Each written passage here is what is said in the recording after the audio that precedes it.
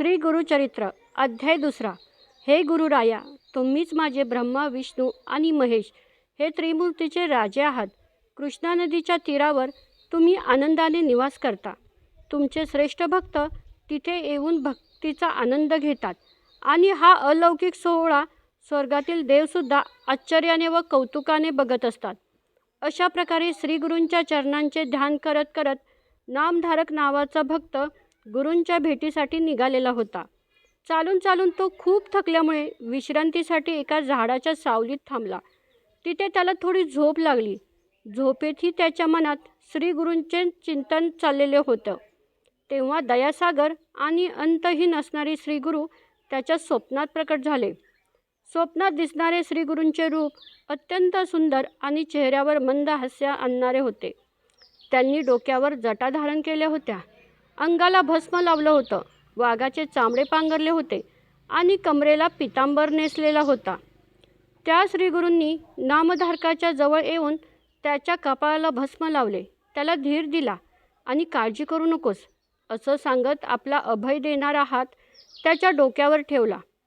स्वप्नात हे सर्व पाहिल्यावर नामधारक खडबडून जागा झाला. त्याने आजूबाजूला चारी दिशांना पाहिलं, पण तिथे कोणीच नव्हतं. त्यामुळं त्याला अतिशय आश्चर्य वाटू लागलं. स्वप्नात जी सुंदर मूर्ती पाहिली होती तिथेच ध्यान मनात करत करत तो पुढे चालू लागला. पुढे जात असताना त्याला स्वप्नात पाहिलेले रूप प्रत्यक्ष समोरून चालून येताना दिसलं.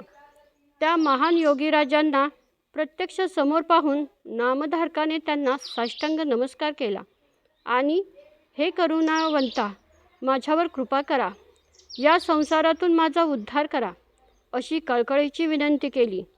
नामधारकाची भक्ती पाहून त्या योगी महाराजांनी त्याला प्रेमाने विचारलं, हे भक्ता, तू कुठून आला आहेस? तुझं नाव काय आणि तू कोणत्या ठिकाणी राहतोस? सिद्ध योगी म्हणाले, मी एक संन्यासी असून पृथ्वीवरील आणि स्वर्गातील सर्व तीर्थक्षेत्रामध्ये फिरत असतो. संपूर्ण जगात प्रसिद्ध असणारे श्री नरसिंह सरस्वती हे माझे सद्गुरू आहेत. माझ्या श्रीगुरूंचे मुख्य स्थान भीमा आणि अमरजा नदीच्या संगमावर वसलेले पवित्र गांगनापूर हे आहे. ते स्वतः ब्रह्मा, विष्णू आणि महेश या त्रिमूर्तींचे साक्षात अवतार आहेत. सिद्ध योगी नामधारकाला श्रीगुरूंची कीर्ती आणि त्यांचा महिमा सांगू लागले. हे ऐकून नामधारकाला म्हणाले, आमचे घराणे पिढ्यानपिढ्या तुमचीच भक्ती करत आले आहे. मग असं असताना श्रीगुरू आमचे दुःख आणि कष्ट कसं काय पाहू शकता? नामधारक पुढे म्हणाला, हे स्वामी, तुम्हीच आमचे रक्षण करते आहात, म्हणूनच मला आज तुमची भेट झाली आहे. माझ्या मनात जे अनेक संशय आणि शंका आहेत त्या दूर करून मला मार्गदर्शन करावं. त्यावर सिद्ध योगी म्हणाले, हे श्रेष्ठ शिष्या, नीट लक्ष देऊन ऐक. श्रीगुरूंची कृपा ही लहान असो किंवा मोठा, सर्व रूपात भक्तांचे रक्षण करणारी असते. ते आपल्या भक्तांवर मातेसारखे प्रेम करतात. ज्या माणसांवर श्रीगुरूंची कृपा होते त्यांच्या आयुष्यात गरिबी किंवा दुःख कधीच टिकत नाही. सर्व देव त्याला प्रसन्न होतात आणि तो माणूस प्रत्यक्ष मृत्यूला सुद्धा जिंकू शकतो. मनात हा पक्का विश्वास ठेवा की श्रीगुरू हेच साक्षात त्रिमूर्ती आहेत. ते तुम्हाला जगातील सर्व सुख आणि वर देऊ शकतात. फक्त तुम्ही त्यांची एकाग्र मनाने व अनन्य भावाने भक्ती केली पाहिजे.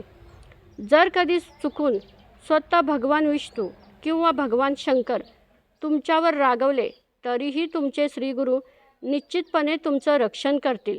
पण जर गुरु कोपले तर देवही तुम्हाला वाचवू शकणार नाही. सिद्ध योगींच्या मुखातून गुरुमहिमा ऐकल्यावर नामधारक अत्यंत भक्तिभावाने त्यांच्या पाया पडला आणि दोन्ही हात जोडून त्यांना विनंती करू लागला. नामधारक म्हणाला, हे स्वामी, तुम्ही सांगत आहात, पण माझ्या मनात एक शंका येत आहे की गुरु हे एकटेच ब्रह्मा, विष्णू आणि महेश असे त्रिमूर्ती कसं काय असू शकतात? आणि तुम्ही दुसरी गोष्ट अशी सांगितली की जर विष्णू किंवा शिव रागवले तर गुरुरक्षण करू शकतात, पण जर गुरुच रागवले तर जगात कोणीच वाचवू शकत नाही.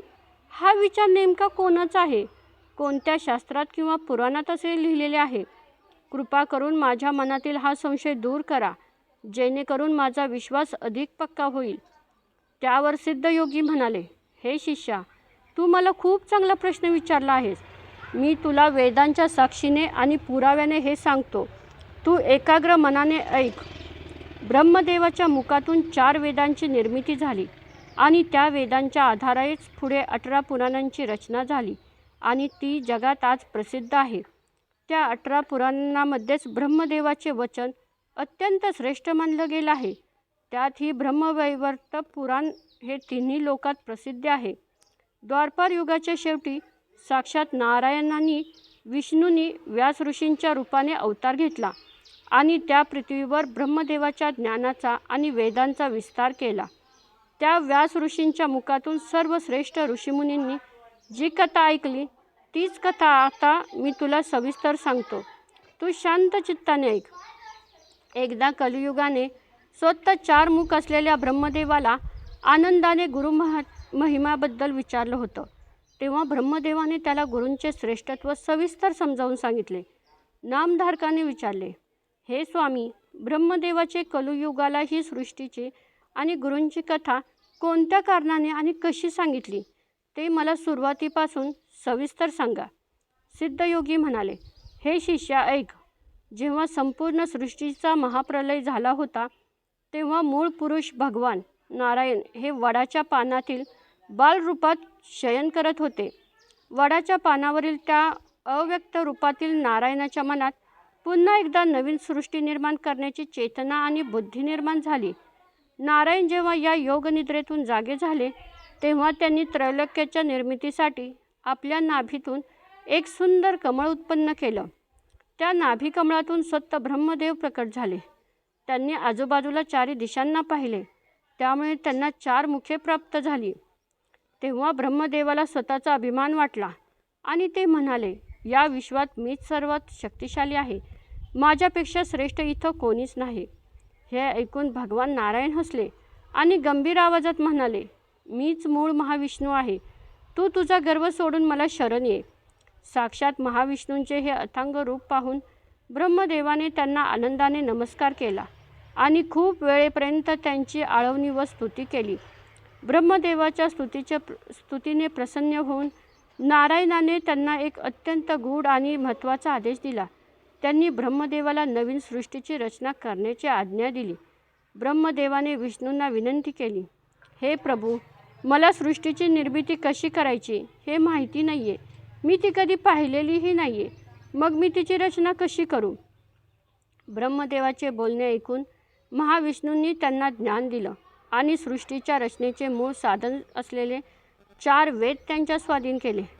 विष्णू म्हणाले, सृष्टी कशी निर्माण करायची याचे संपूर्ण ज्ञान वेदात सविस्तर दिलेले आहे. त्या वेदानुसार तू सृष्टी तयार करून ती कार्यरत कर. वेद हे अनादी आहेत. त्यात सृष्टीचे संपूर्ण स्वरूप स्पष्ट दिसते. ज्याप्रमाणे आरशात आपले रूप स्पष्ट दिसते त्याप्रमाणे वेदांच्या रचनेत सृष्टीची रचना कशी करावी याचे अचूक ज्ञान मिळते. महाविष्णूंच्या आज्ञेनुसार ब्रह्मदेवाने रात्रंदिवस कष्ट करून वेदमार्गाचा अवलंब करत या सृष्टीची निर्मिती केली. त्यांनी सृष्टीमध्ये अनुक्रमे फिरणारे आणि न फिरणारे जीव निर्माण केले.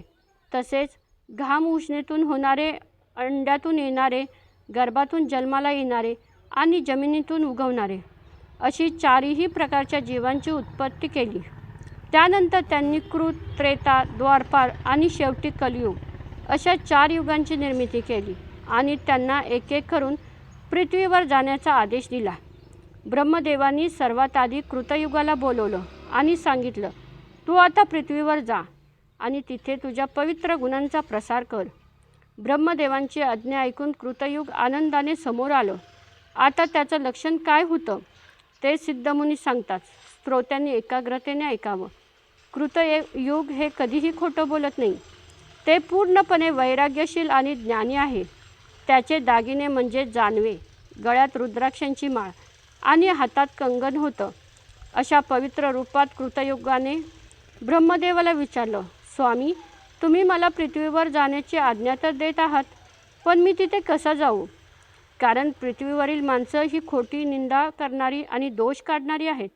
माझे पवित्र मन त्यांची ही कृत्ये सहन करू शकणार नाहीत. मग मी तिथं कसं राहू? सत्ययुगाचे बोलणे ऐकून ब्रह्मदेव म्हणाले, तू काळजी करू नकोस. तू तिथं फक्त तुझ्या सत्वगुणाचा प्रभाव ठेव. तिथे तुझाच विजय होईल. सत्ययुगाचा काळ संपल्यानंतर ब्रह्मदेवानी त्रेतायुगाला बोलवलं आणि त्याला विवेकबुद्धीने पृथ्वीवर जाऊन राज्य करण्याचा आदेश दिला. सिद्धयोगी म्हणतात, हे शिष्या, त्रेतायुगाचे लक्षण ऐक. त्याचे शरीर थोडे स्थूल होतं आणि त्याच्या हातात नेहमी यज्ञाची सामग्री असायची. त्रेतायुगाचे मुख्य वैशिष्ट्य म्हणजे त्या काळात सर्व लोक यज्ञयाग करायचे, धर्मशास्त्राचे पालन व्हायचे आणि ब्राह्मण कर्म मार्गाचे आचरण करत असत. त्याच्या हातात नेहमी दर्भ आणि समिधा असत. तो नेहमी धर्माचा प्रसार करायचा. असे हे त्रेतायुग ब्रह्मदेवाचा निरोप घेऊन आनंदाने पृथ्वीवर गेले. त्यानंतर ब्रह्मदेवाने आनंदाने द्वापार युगाला बोलवलं आणि त्याला निरोप दिला. त्याचे रूप कसे होते ते आता ऐका. द्वापार युगाचे रूप थोडं उग्र पण शांत, थोडं निष्ठुर पण दयाळू असे संमिश्र होते. त्याच्या काळात पुण्य आणि पाप दोन्ही समान होते. असे हे द्वापारयुग निरोप घेऊन पृथ्वी तलावावर आले. द्वापारयुगाचा काळ संपल्यावर ब्रह्मदेवानी शेवटी कलियुगाला हाक मारली आणि त्याला ताबडतोब पृथ्वीवर जाण्यास सांगितले. त्या कलियुगाचं लक्षण काय होतं आणि तो ब्रह्मदेवाच्या समोर कसे उभे राहिले ते आता ऐका. कलियुगाचे मन पूर्णपणे विचारहीन होतं. त्याचा चेहरा भूतासारखा दिसत होता. तो तोंड खाली करून जागोजागी अडखळून पडत होता. तो दिसायला म्हातारा, पण त्याच्या मनात वासना भरलेली होती. तो आपल्यासोबत कलह आणि द्वेष घेऊन आला होता. तो अत्यंत अश्लीष आणि लज्जास्पद अवस्थेत ब्रह्मदेवाच्या समोर आला. उजव्या हाताने स्वतःची जीभ धरून तो मोठ्या आनंदाने नाचत होता. त्याच्या मुखातून फक्त दोष, शिव्या आणि वाईट शब्दच निघत होतं. तो कधी हसायचा, कधी रडायचा, कधी वेडेवाकडे तोंड करून वाकुल्या दाखवायचा आणि तोंडाने शिव्या द्यायचा. असा तो कलियुग ब्रह्मदेवापुढे येऊन उभा राहिला. माझ्यासाठी काय आज्ञा, असं विचारू लागला. त्याचे हे विचित्र रूप पाहून ब्रह्मदेव मनातून खूप हसले आणि त्यांनी कौतुकाने त्याला विचारलं, तू हातात जीभ आणि जननेंद्रिये का धरले आहेस? कलियुग म्हणाला, हे ब्रह्मदेवा, मी पृथ्वीवरील सर्व लोकांना सहज जिंकेन. जे लोक स्वतःची जीभ आणि वासना आवरू शकणार नाहीत ते सर्व माझ्या गुलामगिरीत हरतील. कलियुगाचे हे उत्तर ऐकून ब्रह्मदेवाने त्याला निरोप दिला आणि सांगितलं, तू आता पृथ्वीवर जा आणि तिथे तुझ्या या गुणांचा प्रसार कर. ब्रह्मदेवाने कलियुगाला एक महत्त्वाची गोष्ट सांगितली. तुझ्या काळात माणसाचं आयुष्य खूप कमी असेल. ते जास्तीत जास्त 100 वर्ष एवढेच असतील. पूर्वीच्या युगांमध्ये माणसाचं आयुष्य हजारो वर्ष असायची. त्यामुळे ते हजारो वर्ष कठोर तपश्चर्या आणि अनुष्ठान करू शकत असत. त्यामुळे जुन्या काळात मोक्ष मिळवण्यासाठी खूप वर्ष कष्ट करावं लागायचं आणि पृथ्वीवर दीर्घकाळ साधना करावी लागायची. पण कलियुगाच्या काळात तसं होणार नाही. माणसाचं आयुष्य कमी असल्यामुळे त्याने थोडी जरी भक्ती किंवा अनुष्ठान केलं तरी त्याला देव लवकर प्रसन्न होईल आणि परमार्थ लवकर साध्य होईल. ब्रह्मदेव म्हणाले, कलियुगात जे लोक ज्ञानी असतील आणि रात्रंदिवस जागृत राहून पुण्यकर्म करतील त्यांना तू त्रास देऊ नकोस, उलट त्यांना मदत कर. ब्रह्मदेवाचे हे बोलणं ऐकून कलियुग नमस्कार करून म्हणाला, स्वामी, तुम्ही ज्या चांगल्या लोकांबद्दल सांगत आहात तेच तर माझे खरे शत्रू आहेत. माझा प्रभाव असा आहे की मी लोकांच्या मनातील धर्माची भावना नष्ट करीन आणि जे पुण्यवान लोक आहेत त्यांनाही मनात मी पापी विचार निर्माण करीन. कलियुगाचे हे उद्धट बोलणं ऐकून ब्रह्मदेव पुन्हा हसले आणि त्यांनी कलियुगाच्या प्रभावातून वाचण्यासाठी माणसानं काय करावं याचे उपाय सांगायला सुरुवात केली. ब्रह्मदेव म्हणाले, तुझ्या कार्यात काळ आणि वेळ हे दोघं तुला साथ देतील आणि वाईट लोकांना तुझ्याच मार्गावर घेऊन जातील. ज्यांचं मन निर्मळ आणि पवित्र आहे तेच तुझे खरे शत्रू राहतील. पण जे लोक घाणीत, विकारात आणि पापात बुडलेले आहेत ते तुझे मित्र बनतील. या जगात पाप आणि पुण्याचा नेहमी संघर्ष होत राहील. पण ज्यांच्याकडे पुण्याची जास्त ताकद असेल ते लोक तुला सहज हरवतील. या कलियुगाच्या काळात जी लोक तुझ्या क्रूर आणि वाईट प्रभावाला बळी न पडता देवावर विश्वास ठेवतील तेच थेट ईश्वराशी एकरूप होतील. ब्रह्मदेवाचे बोलणे ऐकून कलियुगाने पुन्हा प्रश्न विचारला, स्वामी, मग अशा चांगल्या लोकांचं किंवा साधूंचे अंतःकरण कसं असतं? मी त्यांना कसं ओळखावं ते तरी मला सांगा. सिद्धयोगी नामधारकाला म्हणतात, तेव्हा ब्रह्मदेवाने कलियुगाला जे सांगितलं तेच मी तुला सांगतो, तू एकाग्रतेने ऐक. ब्रह्मदेव म्हणाले, जे लोक मनात संयम ठेवतात, ज्यांची बुद्धी शुद्ध असते आणि ज्यांच्या मनात कोणालाही लोभ नसतो, त्यांना कलियुगाचा कोणताही दोष किंवा त्रास कधीच शिवत नाही. जी लोक आपल्या मातापित्यांची सेवा करतात, सज्जनांचा आदर करतात, नित्य गायत्री मंत्राचा जप करतात आणि गायीची भक्ती करतात, त्यांना तुझा कलियुगाचा कोणताही दोष लागत नाही. जे विष्णूंचे भक्त किंवा शिवाचे भक्त आहेत, जे दररोज तुळशीची पूजा करतात, त्यांना तू अजिबात त्रास द्यायचा नाही, अशी माझी तुला आज्ञा आहे. जे लोक गुरूंची सेवा करतात, पवित्र पुराणे आणि कथा ऐकतात आणि धर्माच्या मार्गावर चालतात, त्यांच्या वाटेला तू कधीच जाऊ नकोस. कलियुगाने ब्रह्मदेवाला विचारलं, स्वामी, हा गुरु शब्द नेमका काय आहे? गुरूंचे स्वरूप कसे असते? हे मला कृपया सविस्तर समजावून सांगा. ब्रह्मदेव म्हणाले, मी तुला गुरु या शब्दाचा अर्थ सांगतो. गु म्हणजे अंधार दूर करणारा आणि रू म्हणजे पापांचा नाश करणारा. गुरु हे स्वतः अव्यक्त विष्णू, ब्रह्मा आणि महेश आहेत. ते सत्व, रज आणि तम या तिन्ही गुणांच्या पलीकडे असलेले साक्षात त्रिमूर्ती स्वरूप आहेत. गुरु हेच आपले पिता, माता आणि साक्षात भगवान शंकर आहेत. जर कधी देव तुमच्यावर रागवला तर गुरु निश्चितपणे तुमचे रक्षण करू शकतील. पण जर कधी गुरु एखाद्यावर रागवले तर स्वतः देवही त्याला वाचवू शकत नाही. ईश्वराचा कोप गुरु आवरू शकतात, परंतु गुरुचा कोप देव आवरू शकत नाही. गुरु हेच ब्रह्मा, गुरु हेच विष्णू आणि गुरु हेच साक्षात भगवान शिव आहेत. गुरु हेच अंतिम आणि सर्वोच्च सत्य आहे. म्हणूनच नेहमी श्री गुरूंच्या चरणांचा आश्रय घ्या.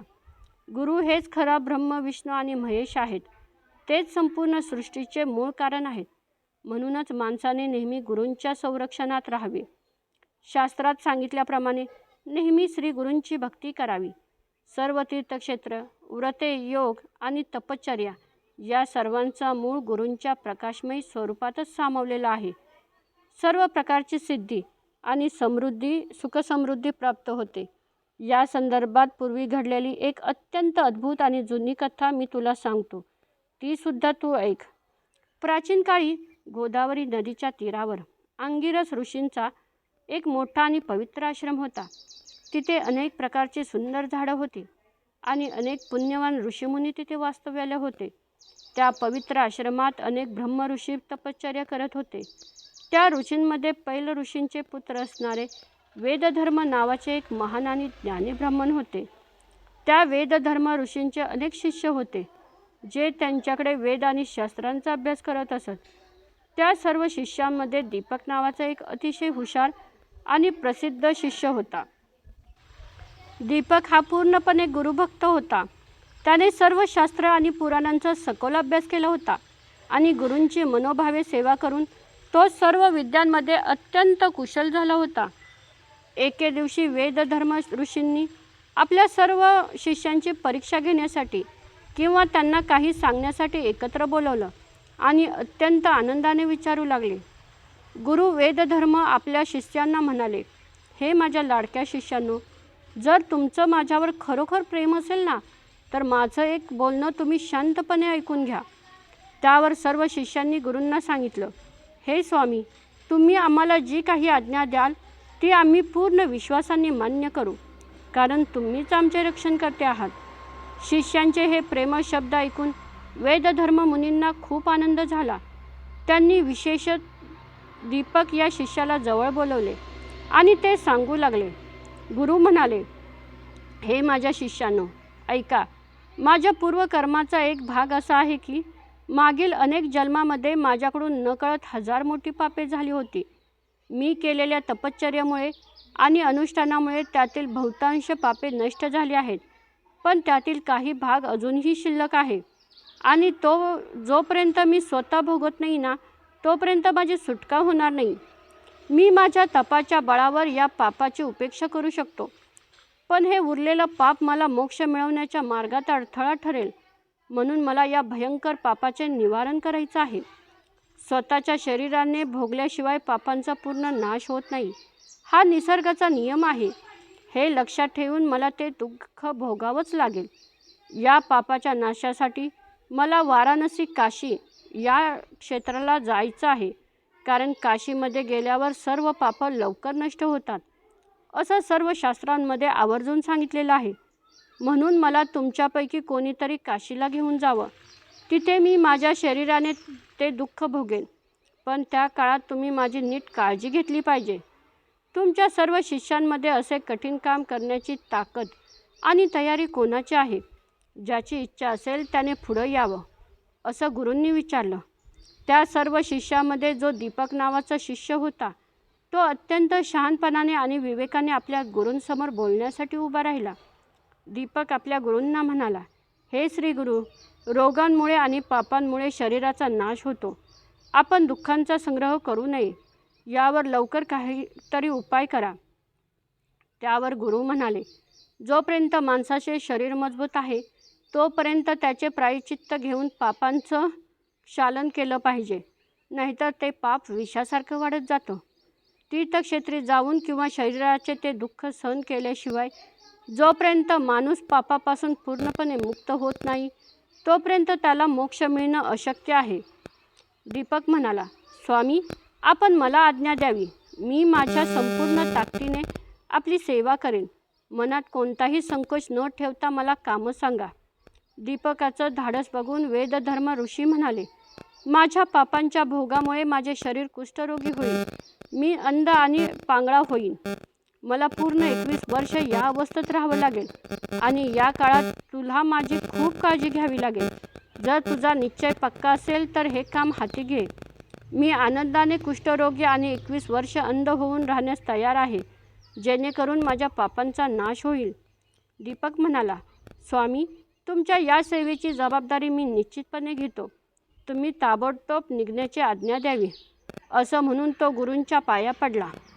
दीपकचा हा दृढ निश्चय पाहून वेदधर्म ऋषींना अतिशय आनंद झाला आणि ते त्याला त्या पापाच्या स्वरूपाविषयी अधिक सांगू लागले. गुरु म्हणाले, दुसऱ्याचं पाप सहसा मुलगा किंवा शिष्याला भोगता येत नाही. ते स्वतःच्या शरीरानंच भोगावं लागतं. हा त्याचा नियम आहे. म्हणूनच माझं पाप मीच भोगेन. पण त्या काळात 21 वर्ष तू सावलीसारखा माझ्या पाठीशी राहून माझी सेवा कर. या प्रवासात माझ्यापेक्षा तुझी परीक्षा जास्त आहे, कारण एका आजारी माणसाचा सांभाळ करणाऱ्याला जास्त कष्ट आणि त्रास सहन करावा लागतो. माझ्या शरीराला जो काही आजार होईल तो मी माझे पाप म्हणून सहन करेन. तू मला सुरक्षितपणे काशीला घेऊन जा आणि तिथं माझं सांभाळ कर. हे श्रेष्ठ शिष्या, तुझ्या या महान सेवेमुळे मी पापातून मुक्त होऊन मोक्ष मिळवू शकेन. दीपकने गुरूंचा शब्द दिला, मी आपल्याला काशीला घेऊन जाईन आणि तिथे 21 वर्ष साक्षात सांब सदाशिवाप्रमाणे तुमची मनोभावे सेवा करीन. दीपकच्या सांगण्याप्रमाणे जशी गुरूंना कुष्ठरोगाची बाधा झाली तसं दीपकने त्यांना तात्काळ पवित्र काशी क्षेत्रात नेलं. ब्रह्मदेव कलियुगाला सांगतात की काशीत गेल्यावर ते दोघं कंबळेश्वर मंदिरात जवळच एका मठात राहू लागले. मणिकर्णीच्या घाटाच्या उत्तर दिशेला राहून ते विश्वनाथाची पूजा करत असत. गुरु वेदधर्म तिथे राहून आपले भोग भोगत होते. गुरूंना डोळ्यांनी दिसत नसल्यामुळे आणि ते खूप दुःखी असल्यामुळे दीपक त्यांना रोज मणिकर्णिक घाटावर स्नानासाठी नेऊन त्यांची अत्यंत भक्तीने सेवा करत होता. गुरूंचे शरीर कुष्ठरोगाने पूर्णपणे सडले होतं, तरीही दीपक मनात कोणताही किळस न आणता गुरु हेच साक्षात विश्वनाथ आहेत या भावनाने त्यांची नित्यसेवा करत होता. दीपक रोज भिक्षा मागून आणायचा. एका दिवशी त्याला आपली आणलेली भिक्षा कमी पडली, म्हणून गुरु वेदधर्म प्रचंड रागावले आणि त्यांनी ते अन्न जमिनीवर फेकून दिले आणि दीपकला खूप सुनावले. दुसऱ्या दिवशी दीपकने खूप कष्ट करून जास्त गोड अन्न आणले. तेव्हा गुरु पुन्हा रागावले आणि म्हणाले, तू इतकं गोड अन्न का आणलंस? तुला मला आणखी आजारी पडायचे का? असं म्हणून त्यांनी पुन्हा क्लेश केला. दीपक बिचारा काही न बोलता सर्व सहन करायचा. गुरु मात्र सतत चिडायचे. त्याला वाटलेल तशा शिव्या द्यायचे आणि त्याचा अपमान करायचे. तर कधीकधी गुरूंचं मन अचानक वितळायचं आणि ते म्हणायचे, बाळा दीपका, तू ज्ञानी आणि सर्व शिष्यामध्ये श्रेष्ठ आहेस. माझ्या या आजारपणामुळे तू खूप कष्ट झेलला आहेस. आणि लगेच दुसऱ्या क्षणाला गुरु पुन्हा बदलायचे आणि म्हणायचे, तू पापी आणि क्रूर आहेस. माझ्या शरीरातून निघणारा पू, मांस आणि मलमूत्र तू वेळेवर स्वच्छ करत नाहीस. मला तू खूप छळत आहेस. आजारपणांमुळे गुरूंचे मानसिक संतुलन बिघडल्यासारखं झालं होतं. त्यांच्या मनात मत्सर आणि राग भरलेला होता. काय चांगलं आणि काय वाईट हेही ते विसरले होते. अशा प्रकारे वेदधर्म ऋषींचे शरीर आणि मन कुष्ठरोगांच्या अत्यंत भयंकर तीव्रतेने त्रस्त झालं होतं.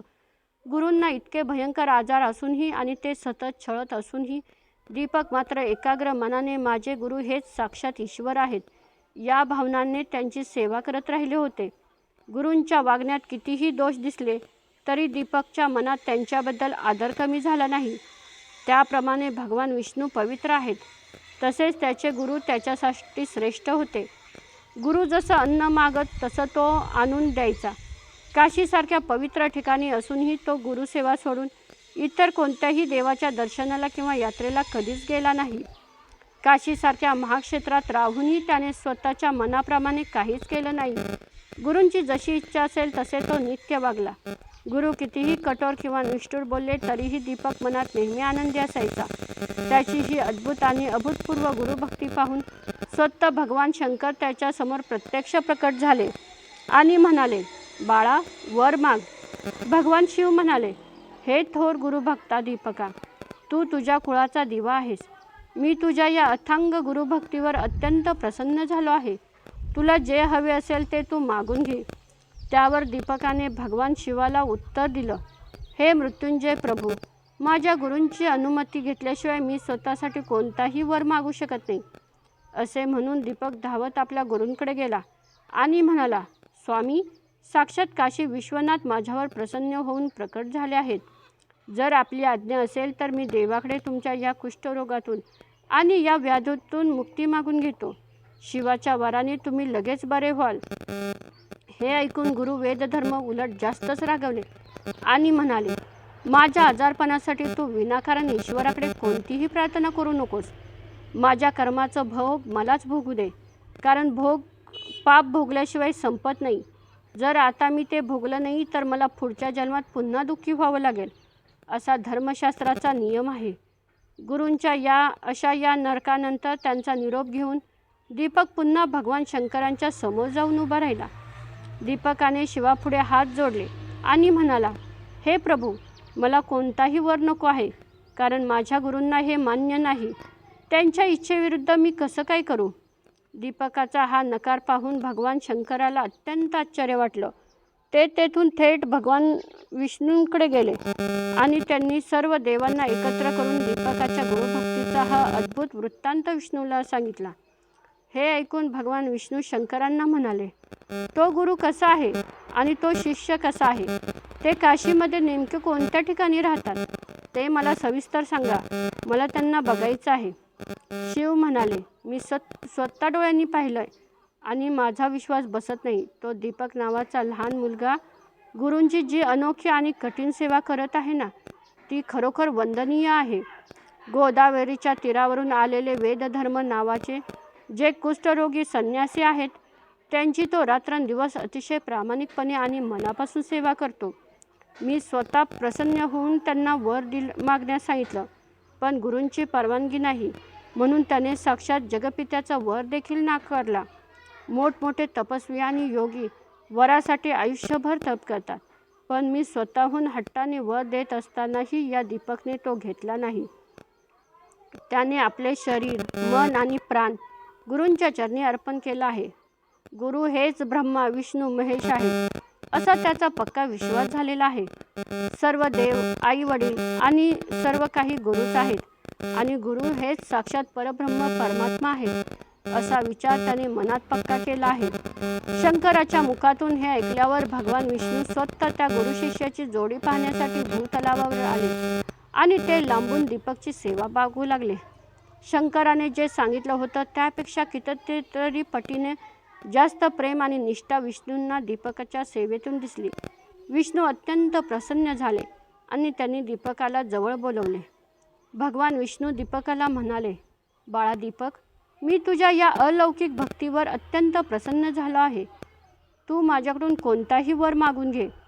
दीपकाने विष्णूंना विचारलं, हे प्रभू, आपण माझी अशी कोणती भक्ती पाहिली की ज्याच्यामुळे आपण मला वर देत आहात, आणि त्याचा मला काय उपयोग ते तरी सांगा. मी जर तुमची कोणतीही पूजा करत नाही, तुमचं नावही स्मरत नाही, मग तुम्ही स्वतःहून येऊन मला हट्टाने वर का देत आहात? दीपकाचे हे साधे आणि निष्पाप बोलणे ऐकून महाविष्णूंना आणखी आनंद झाला आणि ते त्याला त्याचे रहस्य समजावून सांगू लागले. तू जी प्राणापलीकडे गुरुभक्ती करत आहेस ना, ती थेट माझ्यापर्यंत पोहोचलेली आहे. गुरूंची सेवा करणे हीच माझी खरी भक्ती आहे. या जगात जी मुले आपल्या आईवडिलांची सेवा करतात किंवा ज्या स्त्रिया पतीची प्रामाणिकपणे सेवा करतात, त्यांची ती सेवा थेट मलाच येऊन मिळते. म्हणून मी तुला वर देत आहे. सिद्धयोगी नामधारकाला म्हणतात. विष्णूंचे हे बोलणे ऐकून दीपकाने त्यांना पुन्हा नम्रपणे नमस्कार केला आणि तो त्यांना विनंती करू लागला. दीपक म्हणाला, हे विष्णू भगवंता, माझ्या मनात हा पक्का निश्चय झाला आहे. सर्व वेद, शास्त्रे आणि या जगातील सर्व ज्ञान मला फक्त माझे गुरुच देऊ शकतात. गुरूंच्या कृपेने साक्षात ब्रह्मा, विष्णू, महेश हे त्रिमूर्ती देखील भक्तांच्या स्वाधीन होतात. माझे सर्वस्व माझे गुरुच आहे. त्यांच्याशिवाय मला जगात दुसरं कोणताही देव माहीत नाही. माझ्यासाठी सर्व देव आणि सर्व पवित्र तीर्थक्षेत्र म्हणजे माझे गुरुच आहेत. ज्याच्या पाठीशी सद्गुरू उभे आहेत त्याला परमार्थ मिळणे काय बरं कठीण आहे. तुम्ही मला जो वर देणार आहात, तो वर माझे गुरु मला सहज देऊ शकतात. म्हणूनच मी इतर देवांना न भजता फक्त माझ्या गुरूंचीच भक्ती करतो. दीपकची ही अनन्य निष्ठा पाहून महाविष्णू भारावून गेले आणि म्हणाले, बाळा, तू धन्य आहेस. तू या जगातील सर्व शिष्यांमध्ये श्रेष्ठ आहेस आणि तू माझा अत्यंत प्रिय आणि निष्पाप भक्त आहे. पण तरीही माझी इच्छा आहे की तू माझ्याकडून काहीतरी मागून घ्यावंस. आणि साक्षात शिव आले होते आणि आता मी स्वतः आलेलो आहे. आमचे येणे वाया जाऊन देऊ नकोस. तेव्हा दीपकाने विष्णूंकडे एकच वर मागितला, हे प्रभू, जर तुम्हाला मला वर द्यायचं असेल ना, तर माझ्या मनात माझ्या गुरूंबद्दलची भक्ती आणि प्रेम दिवसेंदिवस आणखीन वाढत जावे असं ज्ञान मला द्या. मला गुरूंचे मूळ आणि दिव्य स्वरूप ओळखता यावं, एवढंच ज्ञान मला आनंदाने द्या. याशिवाय मला जगात काहीही नको, असे म्हणून तो विष्णूंच्या पाया पडला.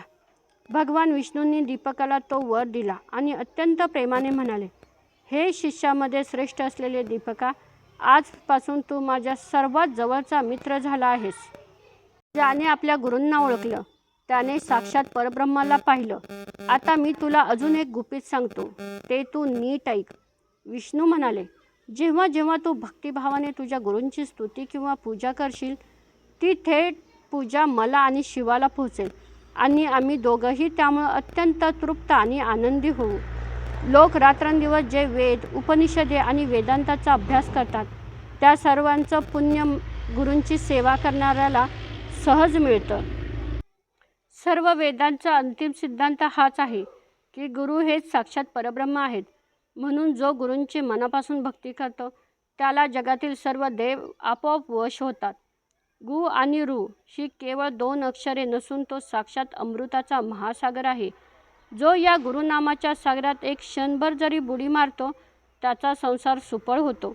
ज्याच्या हृदयात सतत श्रीगुरूंचे स्मरण राहते तो माणूस तिन्ही लोकात पूजनीय बनतो. तो जणू रोज अमृताचे पाशन करतो आणि असा शिष्य जगात अमर होतो. मी शंकर किंवा ब्रह्मदेवाने दिलेला वर देखील तेव्हाच फळाला येतो जेव्हा त्यावर गुरूंचा आशीर्वाद असतो. म्हणूनच गुरूंना त्रिमूर्ती स्वरूप मानलं जातं. अशा प्रकारे भगवान विष्णूंनी दीपकाला परमभक्तीचा वर दिला. हीच कथा ब्रह्मदेव कलियुगाला सांगत आहेत, ती तुम्ही शांतपणे ऐका, असे सिद्धयोगी नामधारकाला म्हणाले. विष्णूंकडून वर मिळाल्यानंतर दीपक अत्यंत आनंदाने आपल्या गुरूंच्या समोर गेला आणि त्यांना सर्व हकीकत सांगू लागला. गुरु वेदधर्म दीपकाला म्हणाले, हे माझ्या प्रिय शिष्या, साक्षात वैकुंठनाथ विष्णूंनी तुला काय वर दिला हे मला सविस्तर सांग. ते ऐकून माझे मन शांत होईल. दीपक म्हणाला, स्वामी, भगवान विष्णूंनी मला वर मागण्यास सांगितलं होतं तेव्हा मी त्यांच्याकडे फक्त एकच गोष्ट मागितली की तुमच्या चरणांशी असलेली माझी भक्ती कधीच कमी होऊन देऊ नका. मी शुद्ध अंतःकरणाने तुमची अशीच अखंड सेवा करत राहावं. हाच वर भगवंताने मला अत्यंत आनंदाने दिला आहे. दीपकाची ही परकोटीची निष्ठा पाहून गुरु वेदधर्म यांचे मन भरून आले. त्यांची परीक्षा आता पूर्ण झाली होती. ते दीपकावर मनापासून प्रसन्न झाले आणि त्यांनी त्याला दीर्घायुष्य व काशी क्षेत्रात सन्मानाने राहण्याचा आशीर्वाद दिला. गुरु म्हणाले, बाळा दीपक, आजपासून तुझे प्रत्येक बोलणं सत्य होईल. तुझ्या दारी सुखसमृद्धी लोळून घेईल आणि साक्षात काशी विश्वनाथ नेहमी तुझ्या पाठीशी उभ्या राहील. अशा प्रकारे शिष्यावर गुरूंची पूर्ण कृपा झाली आणि त्या क्षणी गुरु वेदधर्म यांचे कुष्ठरोग शरीर नाहीसे होऊन त्यांना अत्यंत तेजस्वी आणि सुंदर असा दिव्य देह प्राप्त झाला. खरं तर त्या थोर ऋषींना कोणतेही पाप नव्हते. ते केवळ आपल्या दीपकची गुरुभक्ती जगाला दाखवण्यासाठी आणि त्याची परीक्षा घेण्यासाठी स्वतः कुष्ठरोगी बनले होते. अशा महान तपस्वी ऋषींना कसलं आलं आहे पातक? लोकांवर कृपा करण्यासाठी आणि त्यांना गुरुभक्तीचा मार्ग दाखवण्यासाठी ते काशीला गेले होते. काशी क्षेत्राचा महिमा असा आहे की तिथं गेल्यावर हजारो जन्मांची पापे नष्ट होतात. सिद्धयोगी नामधारकाला म्हणतात, हे नामधारका, ज्यांचे मन गुरूंच्या चरणी असे पक्क आणि दृढ असतं, तोच या संसाररूपी सागरात सहज तरून जातो. गुरुभक्तीचा खरा अर्थ हा असा आहे, ज्या माणसाजवळ मन, वचन आणि कर्माचे गुरूंची अशी अतूट भक्ती असते, त्यालाच खरा ईश्वर प्राप्त होतो आणि साक्षात भगवान देखील त्याच्या इच्छेनुसार वागतात. गंगाधर सरस्वतींचे पुत्र असणारे सरस्वती गंगाधर सर्व श्रोत्यांना नम्रपणे नमस्कार करतात आणि म्हणतात, माझ्या या साध्या आणि बोबड्या बोलांमध्ये काही चूक किंवा उणीव असेल तर ती मोठ्या मनाने पदरात घ्यावी आणि गोड मानून घ्यावी. या ठिकाणी श्री गुरुचरित्रमधील दुसरा अध्याय समाप्त होत आहे. हा अध्याय आवडला असेल तर प्लीज कमेंटमध्ये श्री गुरुदेव दत्त लिहायला विसरू नका.